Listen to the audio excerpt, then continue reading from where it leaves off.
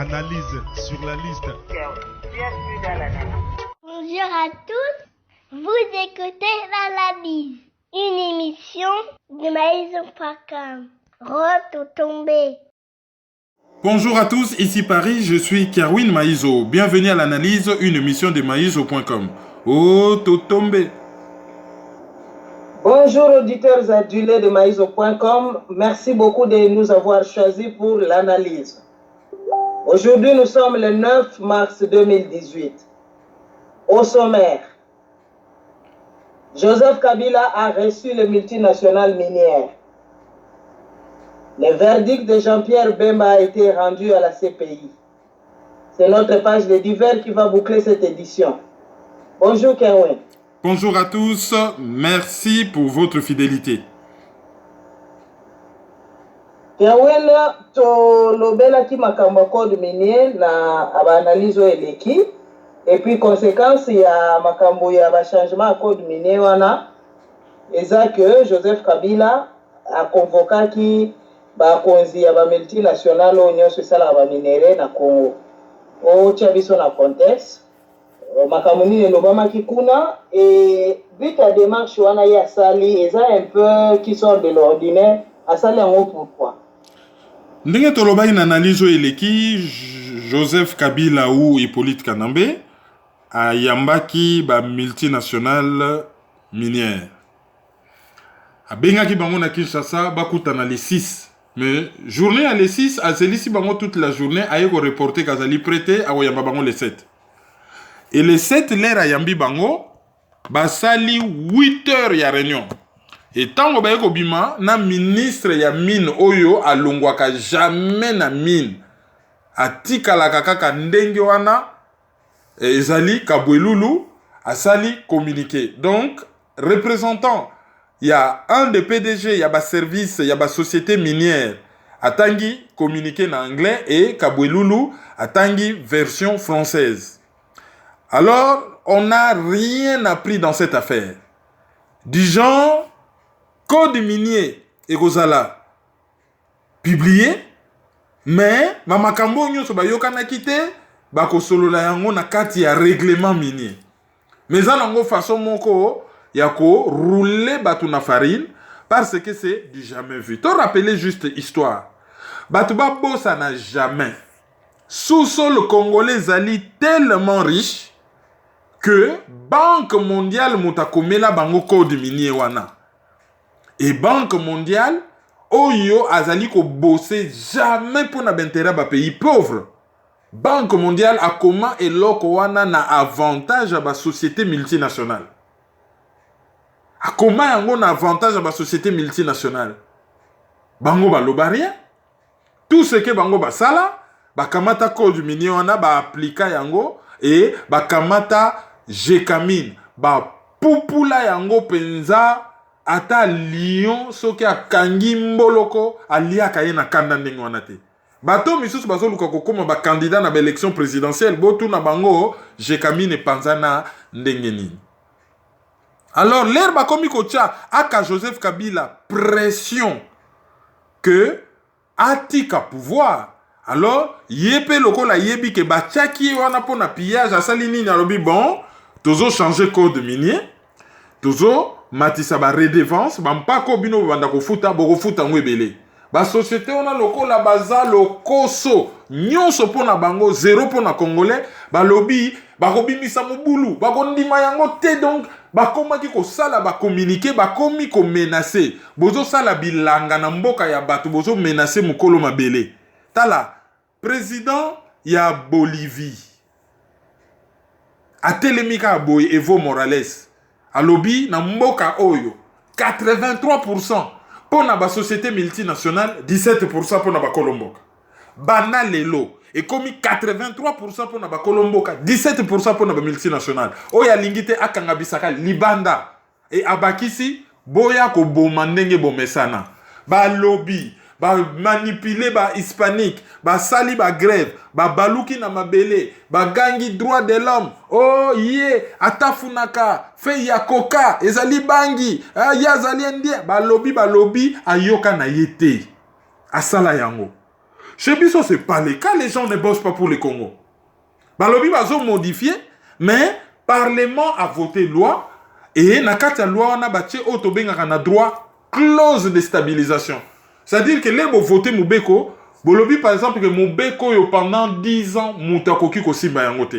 Phrase wana pendant 10 ans mutakoki ko simba Mubeko oyo te na droit des investissements ba benga yango clause de stabilisation.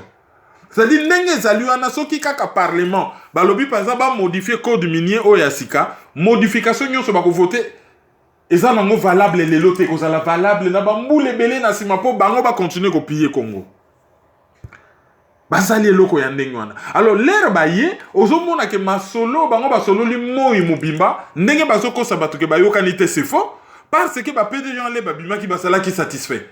Donc communiqué wana ezali ya lokuta ezali un communiqué à caractère politique mpona koembrouiller bato. Et loi nini oyo code minier ezali loi mais ote makambo ebele toyokanaki te bon tokotala ngo kuna na règlement. Et règlement nini eleki loi. C'est-à-dire que za makambo oyo bango basi batalaki basi ba modifier ngo na kati bako adapter règlement na oyo bango basi ba modifiaki. Tala soki Congo ezalaka riche te nde sesila kala. Mais soki to tiki batu wana sur les 24 000 milliards de dollars que le pays pèse, Batouana baza capable ba piller richesse nyonso Congo na vitesse moko ke mukolo moko boye ezali image na yebi ke ko sala mate. Mais ezali image ba bolamungi na tongo ba décréter penda ke ba richesse nyonso Congo esili. Batu pa bakangi penda ba bisaka pema ke to piyango penda bien le. Boka mata ma dofolo na bina mboka biso tokei. Et ba na mboka bazo applaudi. So lobi pays eza occupé, bazo silika koleke ça, ba soi-disant ba na mboka mais toyebi bien ba payebele, ba kote la biso banda kala. Omona kaka lati komba muluba, nzoka nde mupaya. Omona kaka ye muswahili. Bon, ça n'existe pas, ça dit swahiliphone. Omona kaka otala boye mupaya. Baya kotonde la biso même awa na bolobo awa mona mwa bilongi mususu kaka na bolobo awa basi baya kokota wana banda kala ba change ba kombo bango nde bato bakoma ko silika so lobi mboka ezo occupé bango batomboki mais yo so tomboka nini muyibi akoti na ndako to obelela muyibi yo soi disant mwana mboka ozo tomboka pona nini. Voilà histoire ya code minier côté toke nango. Siko ndenge tozaona ndenge basengi makambo ya code minier wana mais procédure oyo bango basaleli ya kobenga ba konzio nyonso ya ba multinational wana eza ko susciter moi ba question moko bo pourquoi basali yango bongo alors que eza déjà loi légale na parlement. Et ça la d'ailleurs un état souverain prend des décisions etali nango bapayate la loi ezali impersonnelle basala la loi pona batuta. Loi ezali impersonnel, ezali général. Oh, bazali wana bazo exploiter déjà bon. Tant que banda ki ko exploiter, ezala ki ko coûter autant. Sikoyo, lokola na ba marché international et mati makasi, qu'est-ce qu'on fait? Tout le monde en a Congo. Oh, carburant comme trop cher, mbala moko bu, ba mati si prix ya carburant. Ba tukutu ba silika balobi ce que comme trop cher, ba mati si prix ya litre na pompe. Mais ce que kiti ba kitsaka prix te. Alors, et mati trop cher, maramo bolobi binon l'air bobandaki ko salela, bozali ko teka tonne moins cher. Si ko la tonne est comme plus cher donc bongo pe bino bozo futa biso et mati mo muke par rapport na prix à marché international non biso to s'adapter. Baza même pas na ko benga bango ni ko tuna vie na bango. Parlement l'air a voté, président ayeka ka promulguer puis balamuyi na tongo. Ote ngai toyokanaki boyete nini. Tango tonne ezalaka $1000. Yoza ko pesa biso combien? $200. Tango tonne est comme $2000, ko pesa biso $400. Olingi te kanga bisaka kende. Jamais bozo zo loi na bino bana mboka bokomi ko benga bapaya baya ko discuter une loi ya pays. Ba ye na loi ya pays soi disant, ba ye ko kota wana bakomi na likamu na bango ko loba na loi ya pays. Et ça n'était en France ou aux États-Unis, bon, Trump a l'ingan sur la loi moko sur ba immigré, allez, mbala moka komo benga no ba immigré na Maison Blanche. Oto yo kanananu. bon ngai pona tika bino en États-Unis faut bino bondima ke soki bozo sala na babilanga kuna bo bando sala sans salaire. C'est du jamais vu. Un État se réveille, prend ses lois, les restes État libango, État libanate. Mais les autres on a un État censé être indépendant et souverain, bazana ko négocier na bapaya sur mobeko oyo, ezali censé kota le lamboka. Tala niveau tozo dinda kala mingi te to découvrir pétrole. Bango ndenge yebana ke na bokonzi wana bakotaka na choix bakongole te ba multinational wana bazana maboko salite makasi. Est-ce que ça te façon moko koyebisa ke monsieur ndenge ozosala boye ozotia biso na difficulté sikoyo biso tokonikisa basinga politique na mboka na biso et puis koyimbela yo. Je sais pas ce qui est un intérêt ya paix na stabilité na ba région oyo nyonso ezali tout autour ya RD Congo. Est-ce que ba chef d'état ya ba pays wana bazokanisa nini et puis ndenge cobalt komi moto boye est-ce que ezongisi biso lisusu te na malédiction ya ba minéraux oyo tozalaka nango? Ben déjà eloko ezoleka wana ezali ke ye batiaki wana mpona bapille mboka asa vote ba loi nyonso oyo ya koteka mboka baza suna besoin na ye te mpo basalelaka bato lokola Kleenex lokola basi bavote ba loi nyonso ya koteka mboka baza suna besoin na ye te. Pourquoi baza suna besoin na ye te? Parce que ye soki azali wana kanda ya bakongolais oyo ya tellement makasi soki bazomona elongi na ye que baoccidentaux bakoki koperdre tout. Alors na logique na bango ezali totiaki ye wana mpona aboma armée, aboma identité congolaise, abebisa mboka wana, aboma l'état. Asa bomi armée, asa bomi identité congolaise, asa bomi état. Sikoyo toza suna besoin na yete pour lokola bato bakomi ko lamuka bakomi ko timbela et que kananyo se komi na kombo na ye il faudrait to sala neti ke to longoli et to tie mutu mususu et ba congolais ba kanisa ke zali changement comme ça biso na cesse to continuer kaka ko sala ndenge to mesana. Alors mukolo ba congolais ba ko timbela mutu wana asika ke yena kanambe blanc bonnet blanc et ko sala déjà tard bango basi bazui une longueur d'avance na kopier mboka. Baso longola yeka po ba congolais ba timbelier donc bangi ba faire sauter ba bimaneti batumalamu bacha mutu mususu. C'est ce qui se passe. Alors baso utiliser ba valet na bango toujours système ya ba commanditaire ba États-Unis, Canada, Grande-Bretagne, Belgique, France, Allemagne, Israël, Australie et tout ça, ba sous-traitant Rwanda, Ouganda, Burundi, Afrique du Sud, Angola. Et puis, bah, exécutant, ils allaient toujours opposition d'accompagnement, bateau baza nakati, bah, ONG, MONUSCO, bango bazali ba exécutant. Et si koyo, bah, comme ils utiliser SADC. Bota la pays moko yo et yo kanakate en Afrique. À part période de dialogue inter-congolais, protectorat ba britannique. Si les lois ezalaka nango, moi protectorat. Moi loko moko boya ba britannique Botswana. Président oyo général soki kanam, azo kende kama soki kama. Azo longwa kala mingi te a déclaré ni ke bati na même armée ba ke no benga na Kabila na makasi. Et ça li ba déclaration moko peu diplomatique. Tala na Botswana pe et comment le Bela Congo. Mais comme si ce n'était pas suffisant, président angolais Lourenço, Joao Lourenço, a lobby que Joseph Kabila a réussi kocha kimia na mboka na yete ni kocha démocratie. Il est temps vraiment de passer à autre chose. Pays voisin. Il est temps de passer à autre chose. Batunyo so ba yebi ke yem tazala ki chargé ya ko résoudre dossier congolais. Ba réunion se multiplier. France nde mutu azala ki ko bundana na ko wele la intérêt na ye. Pays a souke kenai ko solo makambo ya Congo na Angola ezali France. Mais partout déjà ba moni même ba image dans internet ndenge Angola zo renforcer appareil sécuritaire na frontière, armée angolaise poussani na frontière.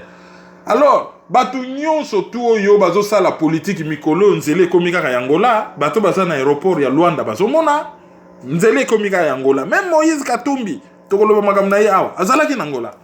Ah ben wana siko ba kombo ezo circuler. Bon, Joao Lourenço balobaka kaza katange. Akopona nani soki o événement, il faut là ta posa ba congolais. Il faut là ta posa ba congolais akopona nani.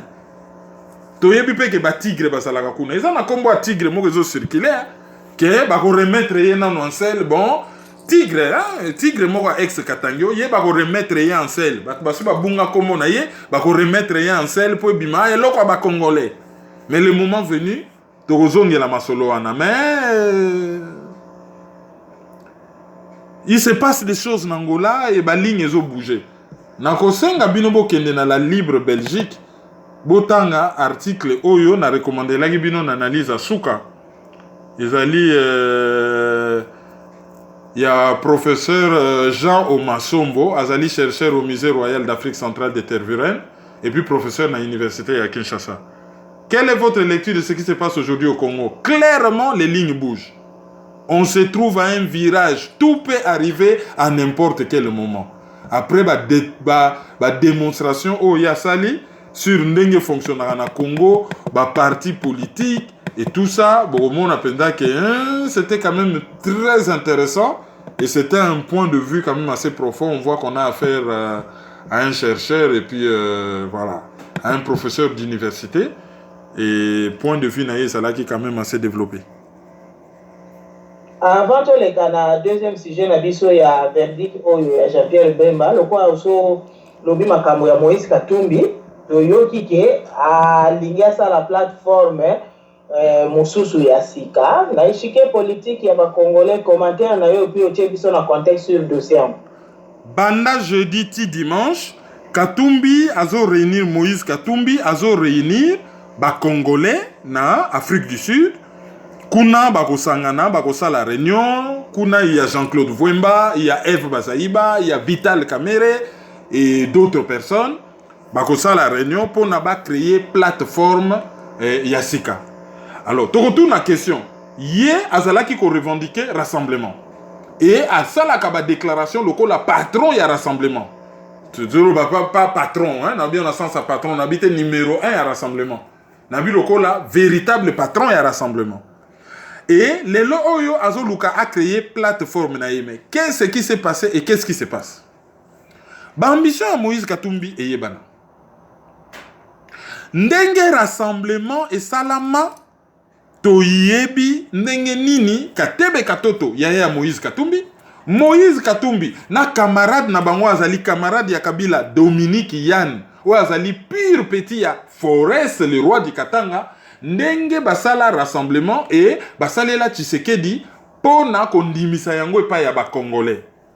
Et toyebi sakabino que rassemblement ezali fokop. Siko na kati ya rassemblement ezali na nungu eza na makelele tozoyo kapenda que il y a de l'eau dans les gaz.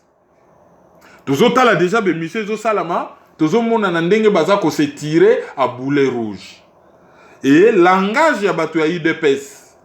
Malgré que yemoko Félix Tshilombo azoloba rien, bien que ya zali na eka numéro 2 et numéro 1 zali Jean-Marc Kabound, ozo mona netike l'UDPS azali ko s'émanciper na oyezo salama na rassemblement. Et a proposé candidat à une élection présidentielle. Or, candidat à G7, ezali Moïse Katumbi. Déjà, conflit ezali na kati ya rassemblement. Mais comme par hasard, l'air Moïse Katumbi a tamboli, batunaye bakendaka na Davos. En tout cas, il y a eu un contact na Davos. Même ceux qui prétendent que basalaki na Zambie, basalaki déjà ceux qui na Addis Abeba, bakolakisa même hôtel toyebia na poto. Tu réserves après l'hôtel tokendate, tu réserves hôtel pour jouer visa fait tokendate, aux super réservation hôtel la kisibat. To yebi. Donc ba contact na Kagame et bandaki déjà na Davos. Na lobité ba se déplacer physique mais il y avait des contacts. Ba kenda na Addis Abeba. Moïse Katumbi akenda na Lusaka. En même temps que Muto babenga Joseph Kabila pas zalaki kuna. Moïse Katumbi to yoki kazalaki na Dubaï et apparemment encore faut-il qu'information soit avérée à Koutanaki na André Kimbuta o yazali na Dubaï. Azo tambola partout. Azo zelaye même na réunion moko osala na Kigali dernièrement. Et yena kamere bakendaka période moko match na Kigali bakendaka ba contact. Donc azo zo ba contact un peu partout. Ba contact wana ezali pona nini? Pona a consolider stature na ye o yazo luka a comme d'abord un homme d'état et abima candidat ya oyo babengaka pompeusement toute l'opposition.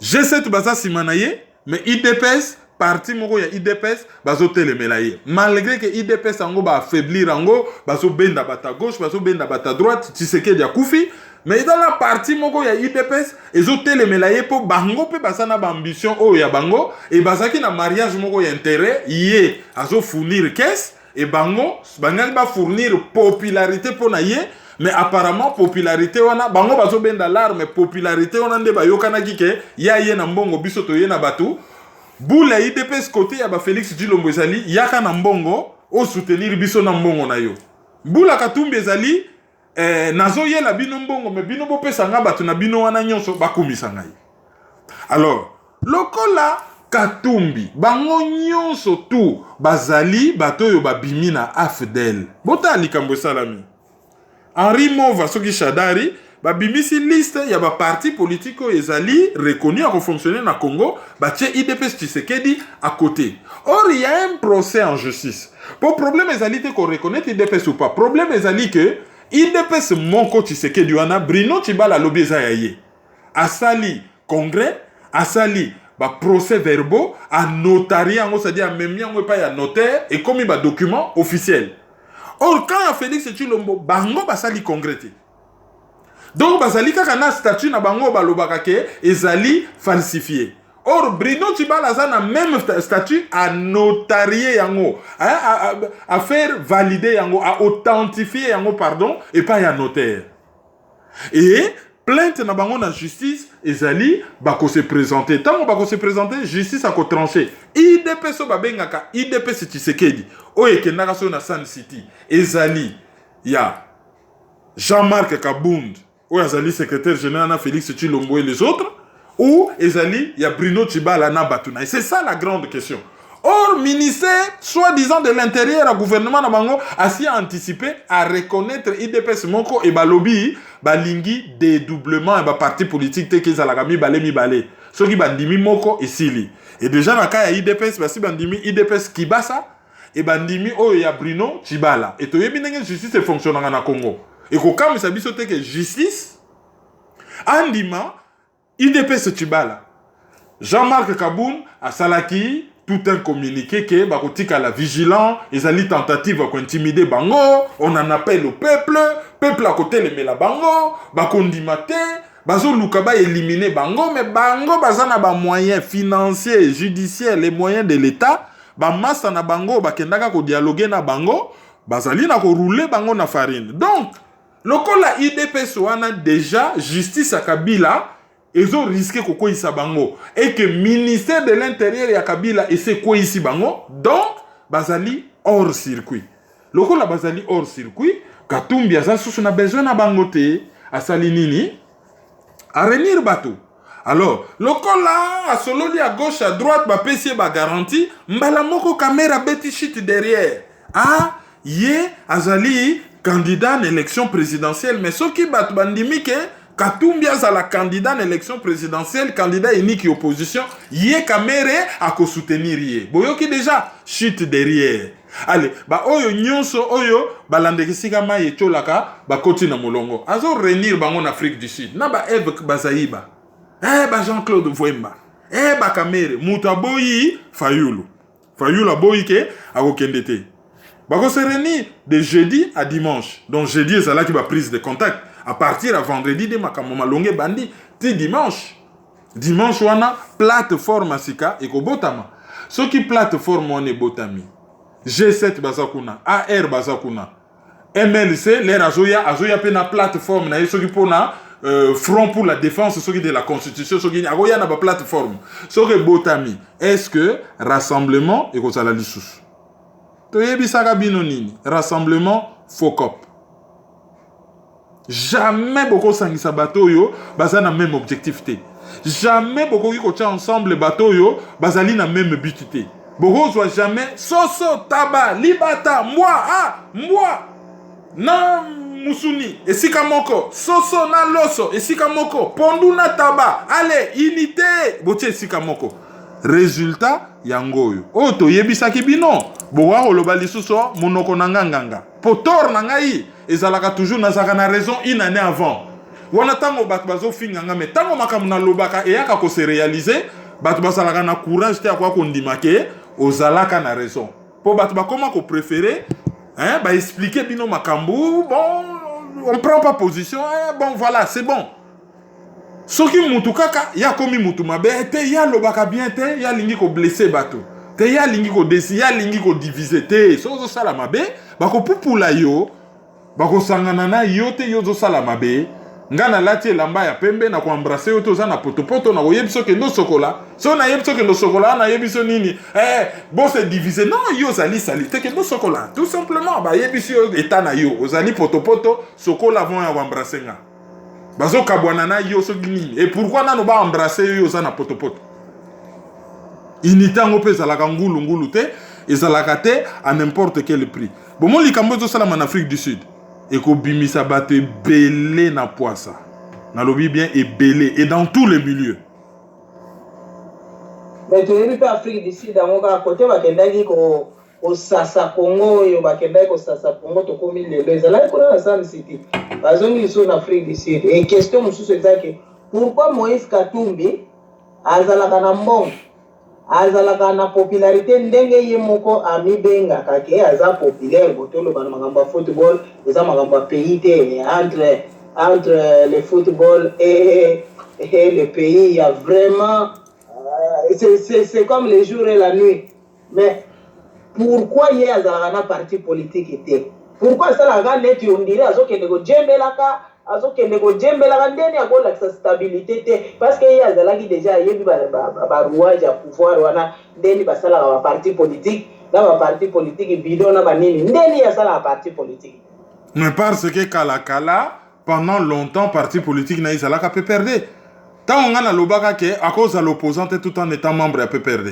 banana loba likamwa aka kolongwa na peut perdre une année après hein lenga na zolo baza membre yo soko sela ye mais une année après les règles kolongwa lobi na lobaka na bino kasa membre ya PPD bolobaki na soko sela auto longwa ka lelo etant wa longwe communication na izali ke ya zali victime ya Kabila communication na yangona sikoyo akoya ko créer parti politique ndenge nini déjà même enrôlement biso to lobby ka s'enrôler ki te batebele ba lobby aleka ki ne na zampi ya continuer na katanga wana asali enrôlement na yepa bima kenda c'est ce que certaines sources racontent parce que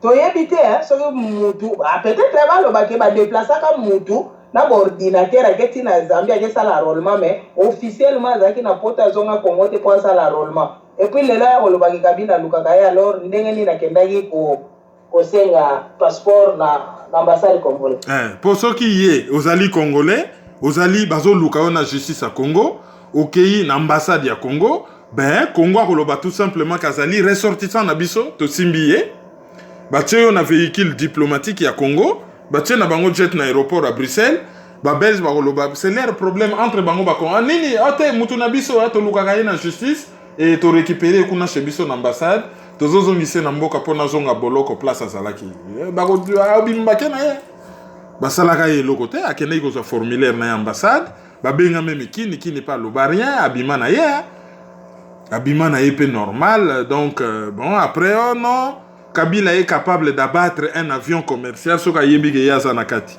mais Kabila est incapable de l'arrêter soka ki kokota na ambassade à Congo na Belgique a senga passeport donc communication na ye catastrophique lokola ba yebi ke côté wana mbongo ezobima ba boyebi nzembo pont ya Lufulakari bokendo yoka yango ezaka soki ya Pamelo Munka millionnaire abwaki mbongo na katikati ya ebale et bato bazolanda et lokola congolais azalaka na ye sans personnalité devant mbongo mais bokomona na bata classe politique na bata société civile mais bokomona nde bakotya molongo po bakendo lokota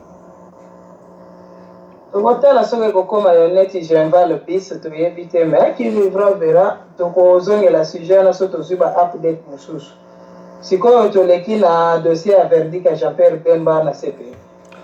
Alors Jean-Pierre Bemba bazali ko juger na CPI par rapport na appel c'est-à-dire so basi ba juger ba katelo likambo yo sepeli na likambo wana to lobi bobandela babenga kango appel atenga na sepeli en tout cas bobandela procès babenga ka procès wana appel alors ya zaki na deux dossier o ya Centrafrique na dossier ya subornation de témoins donc tango bazo juger na likambo ya violation des droits de l'homme na Centrafrique ba lobby ba témoin oyo banga ba témoigner contre ye akende ko solo na bango déjà liboso apesa bango ma desu ya bana po bango ba kotela ye ba bengaka yango subornation de témoins et ba condamnaki pour 1 année de prison ye na ba maître kilolo banani alors ba juge ki tango ba juge ye ba avocat na ye ba lobby non déjà Moreno Campo a corrompaki dossier bimaki na presse a corrompaki ba témoin po ba ya ko enfoncer ye apesa ki bango bambongo alors procureur a lobby o eza sans valeur ba ko so makamona te de community justice akiyanke mais curieusement la verdict ba acquitté ye des faux en connaissance de cause et ba annulé peine na ye pour na ba erreur concernant l'évaluation de la gravité des atteintes et doit être réexaminé par la première chambre. Cependant, il faut qu'il en prison.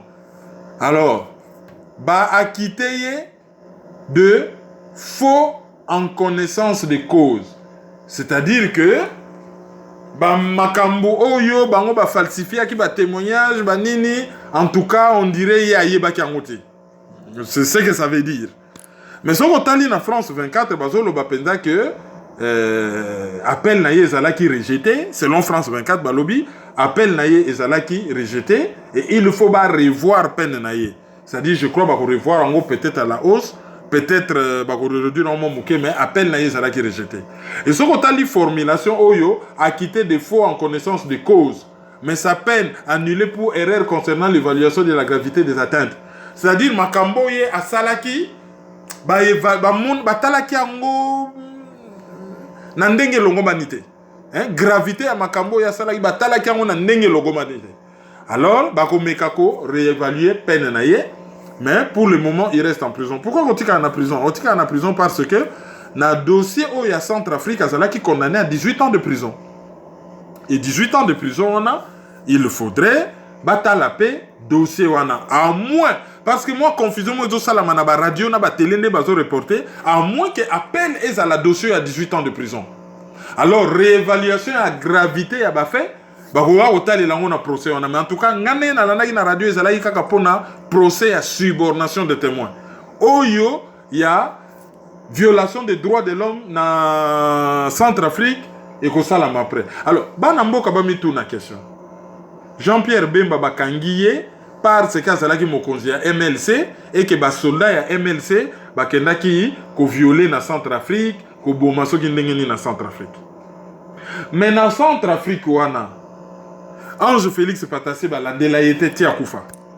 François Bozizé oyo azali ko mener rébellion oyo ba Jean-Pierre Bemba bakina ko kotela Ange Félix Patassé ta tokutana ne na centre commercial na Paris. Atambola ngani na Paris. D'autres dia to mona biso nyoso ba image akenda ko so manda ko na Benin ba sele kabanani bazo boma ba soldat français na aéroport bazo violer batou ba tiki mboka na bango juger bango et acquitter bango libéré ba soldat rwandais bazali wana mususu a pupula bandeko ne masasi ba etufa affaire wana a boma soki 4 ndeko na ye ba etufa affaire wana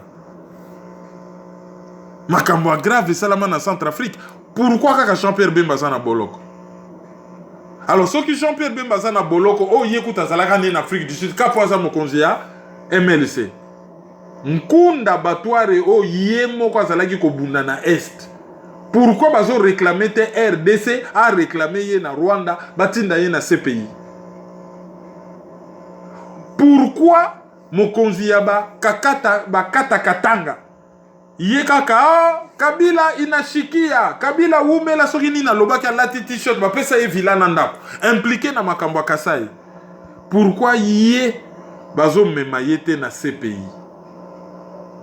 Tomona ki mususu wa Runiga membre M23 basala ba dégâts na Est ba kamati congolais lokola bololé aya ko démontrer que na Congo il y a pas de problème ya Congo ezali tribalisme ya ba congolais banda 1960 nyonso faute à Mobutu rapport mapping ça n'a jamais existé ndenge bazo boma batu to moni yango biso nyonso na Belgique devant ba congolais complaisant Runiga na Belgique oyo ba ki ko kanga Jean-Pierre Bemba na Belgique ba ko kanga ye lokola muyibi. Mais Runiga wana bango ba tribunaux belge bazali na auto bengaka compétence universelle ya ba tribunaux belge pour na crime de guerre, crime contre l'humanité. Pourquoi procureur à Belgique a se saisi ça na Runiga wana ta ko sala ba meeting ya Buzoba devant ba Congolais na Belgique? Pourquoi Paul Kagame a outi ko massacrer ba réfugiés? Azali impliqué na génocide et salama na Rwanda. Pourquoi yé balande la kayete ba ko lobo aza président na ba immunité mais crime de guerre, crime contre l'humanité ça na ba immunité ta? Président ya Kenya yé a se retrouver dans ces pays hein? Et puis bah s'arranger bah libérer. Et loko Jean-Pierre Bemba Peyaka. Herman Cohen na lobango lobi Kabila mtachaye na boloko. Kabila mtachaye na boloko, il suffit que Kabila lobaka bima robima na ye. Kabila mtachaye na boloko. Mais loko mususu chaye na boloko ezali ba français bazo sala oyo nyonso bango balingi na Centrafrique ndenge balingi. Alors balingi balongola Ange Félix Patasse po ya kena ko solola na ba chinois ba ko exploiter ba minerais wana. Ba armée bozizé a ko bengana Ange Félix Patasse. Intervention Jean-Pierre Bemba et quoi ça affaire wana et faire perdre ba français mbongo et belé opération ba montaki ba salaki obligé ba que no monter ba seleka ba dotoja ba luka ba musulman ba islamiste pardon ba ko ça la guerre mususu écouta bango cher alors Jean-Pierre Bemba doit payer aller ba boaka yekuna ba français ba yebi pourquoi ça kuna ba boaka yekuna parce que bango ba Museveni ba créer MLC Rwanda a créé eloko nyonso to bengaka ba RCD ba nini branche e bota ba PPRD.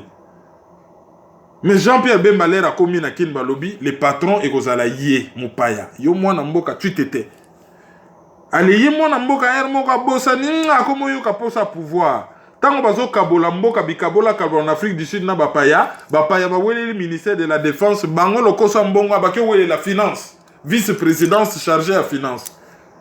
Or robate la mbongo ndenge ni so sana mundu kite. Or mundu ki so sana ngo okoki ko boto la muto asana mbongo boto li mbongo. Conséquence, il a accepté l'inacceptable et ba bengana ye lelo oyo ye mwana mboka na boloko ba paya baso rinye na mboka.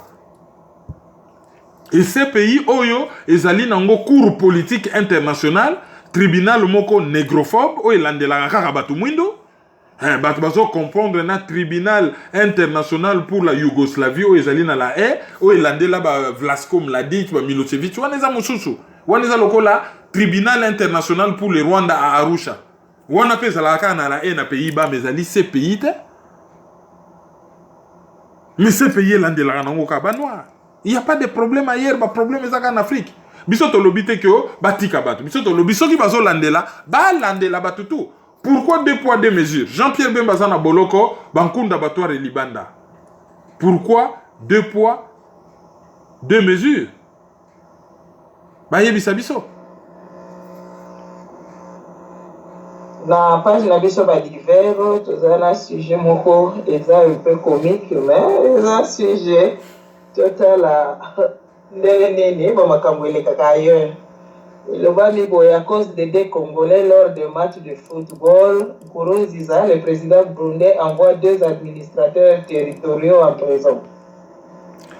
Président Nkurunziza ya Burundi, alela ndembo makasi.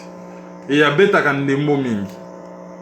Azana, équipe na ya football comme nango Alléluia FC. Pour azalaka pe pasteur. Alors, ba Burundais nyonso ba yebi ke yeso kaza na terrain, soki ya simbi bale, il faut botika 3 mètres tout autour pour na ye a régner na bale ye moko. Soki ya za na bale bokimi 3 mètres tout autour, ya zo mona neti ke ye à l'équipe Pelé na Maradona. Mais bino faut bosa la musika. Et arbitre signaka équipe wana mususu ke il faut botika président acha au moins bi moko ou bien apé sa passe moko ya bien mutacha bi. So bolingi na bino te kacha but ou but.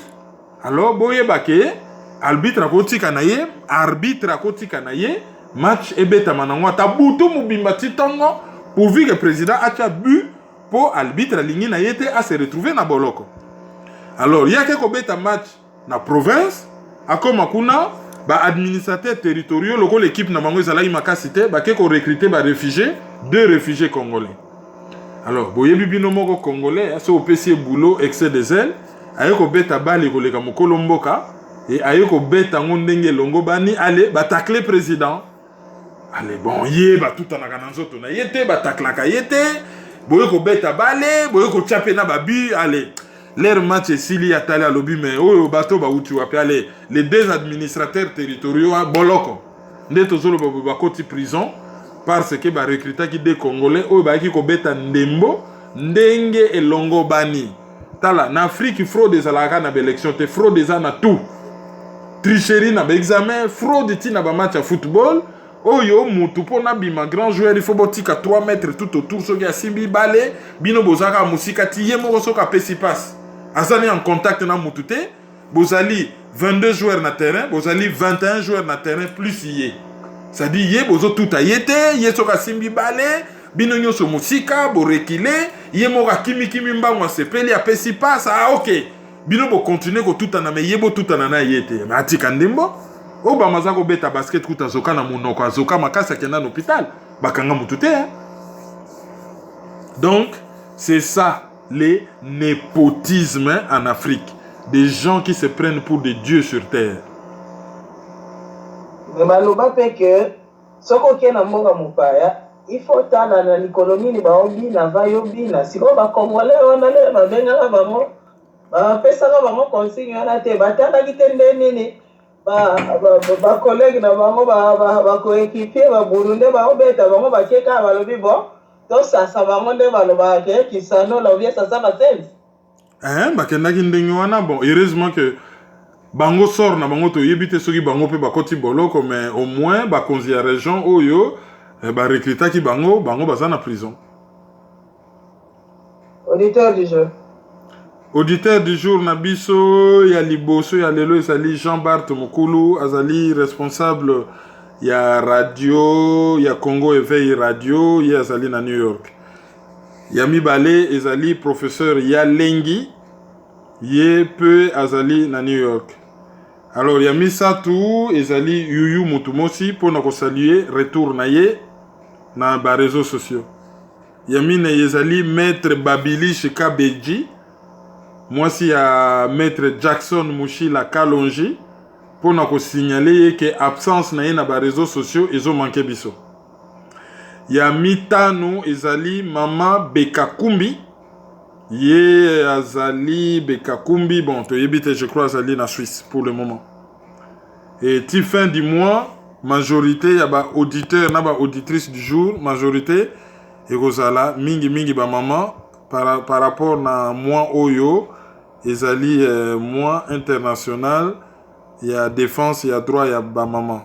Et tokosuki sa, na maman, Anto, oyo, azali porte-parole, y a CCDP, babenga ye, maman Seya Mai ye azali auditrice du jour na biso ya suka pona lelo.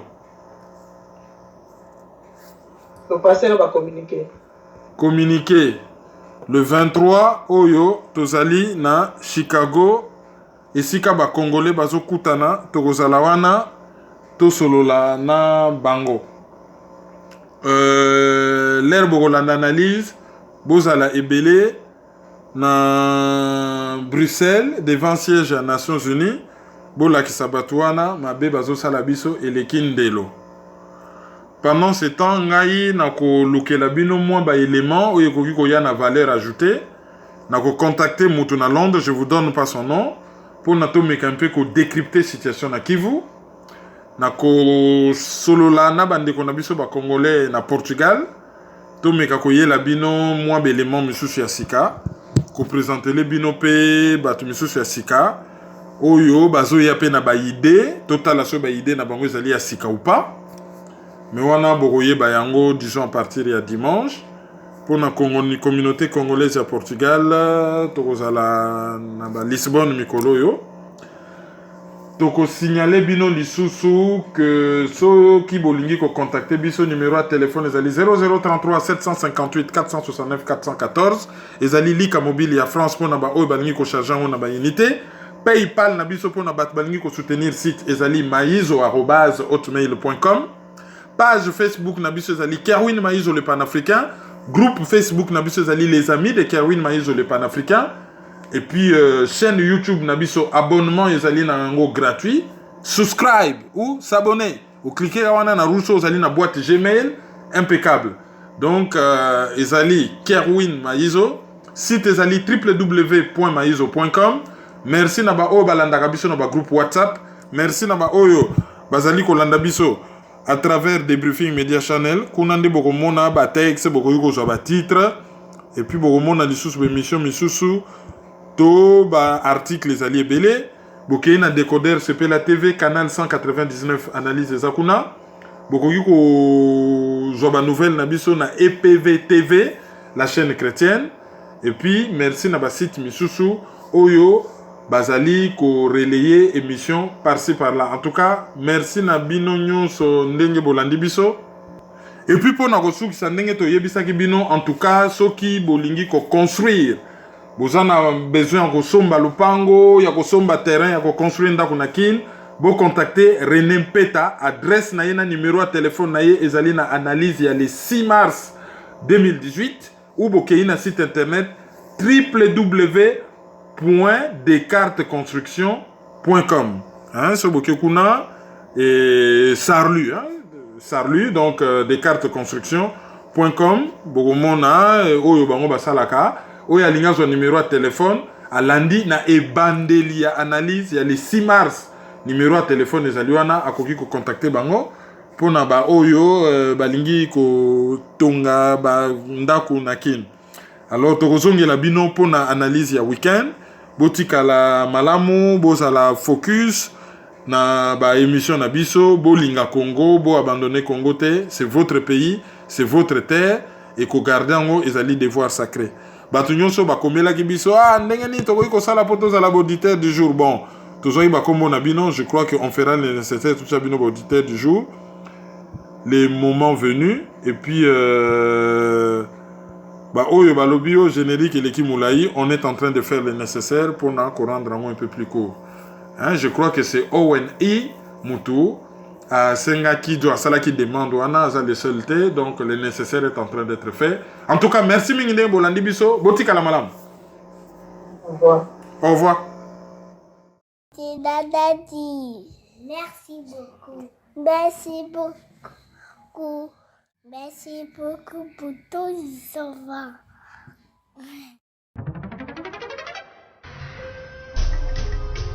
Yo, petit à petit, Kermine implique Banakin.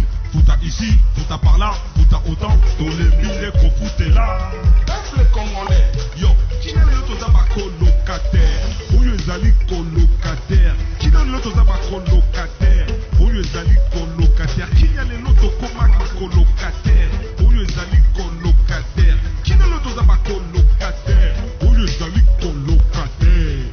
Donc c'est soutenir. Il faut lutter pour une nouvelle société.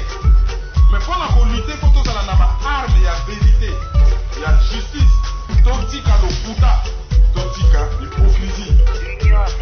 Mbokezo qui est na parti, mbokezo qui est na sans position, la génération n'a pas besoin de couper, donc qui est na coupe sans position, sans solution. Mais nous vivons dans les pays un temps de confusion, d'obscurité, de désespoir. Mais nous savons qu'au plus profond de la nuit, l'aurore pointe déjà à l'horizon. Analyse sur la liste.